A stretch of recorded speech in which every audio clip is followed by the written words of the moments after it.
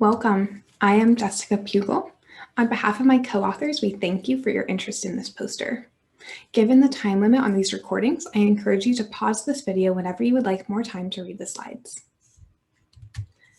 This poster presents the reliability and validity of new scales that assess knowledge, attitudes, and behaviors related to third-hand smoke. Third-hand smoke is the toxic residue that is left in environments after smoking has stopped.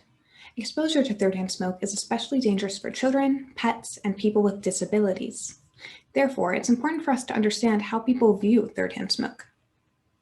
The constructs of knowledge, attitudes, and behavior, or CABs, are well-documented predictors of health behavior. There are CAB scales for many health topics like exercise, healthy eating, secondhand smoke. Until now, though, there haven't been CAB scales developed for third-hand smoke, and these scales will be invaluable for tobacco control advocates and scholars. These scales were used in a larger 7-month longitudinal study. For the present project, the scales to reliability and validity were assessed for waves 1, 3, and 7 only.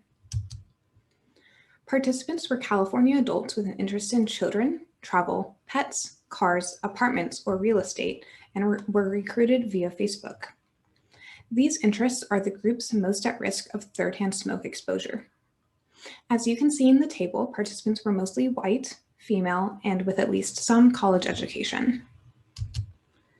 The measures used were adapted from various scales about secondhand smoke, with responses on a Likert scale from 1 to 5.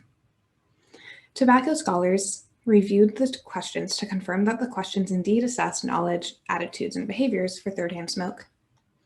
These were crafted to be understood by someone with low language proficiency and a moderate reading level. The questions will be available in just a couple more slides. Any missing data were imputed with the hot deck procedure, matching on gender and smoking status. This imputation was done in Stata, but all other analyses were done in SPSS. All 3 scales demonstrated strong reliability. Let's go through this knowledge scale together, but in the interest of time, I will let you go through attitudes and behavior on your own. These tables have waves 1 and 7, but information for wave 3 is available via email. On the left are each of the questions in the scale.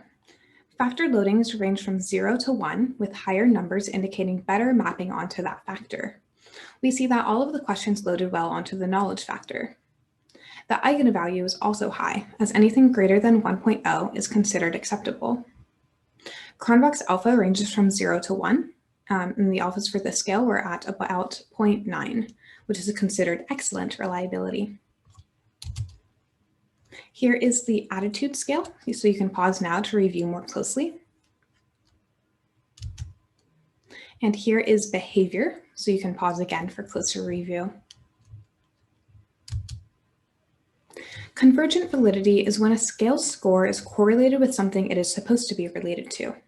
In this case, we see that knowledge, attitudes, and behaviors were all positively correlated with one another across all waves. Discriminant validity is when the scale can show differences between groups that it is supposed to be able to show a difference between. Here, we see that smokers had lower knowledge, attitudes, and behavior on third-hand smoke than non-smokers. Predictive validity is when a scale successfully predicts a dependent variable. Here, we see that knowledge and attitude accounted for 41 to 48% of the variability in behavior scores. These developed scales on the knowledge, attitudes, and behaviors related to third-hand smoke have demonstrated strong validity and reliability. These scales provide new opportunities for the incorporation of self-report measures in third-hand smoke prevention efforts and research in particular. These scales will be invaluable for tobacco control scholars and advocates. Over time, results from repeated use will allow tobacco control advocates to better track and monitor third-hand smoke perceptions. Such measures are especially timely regarding global tobacco endgame goals that require broadening the scope of tobacco control efforts.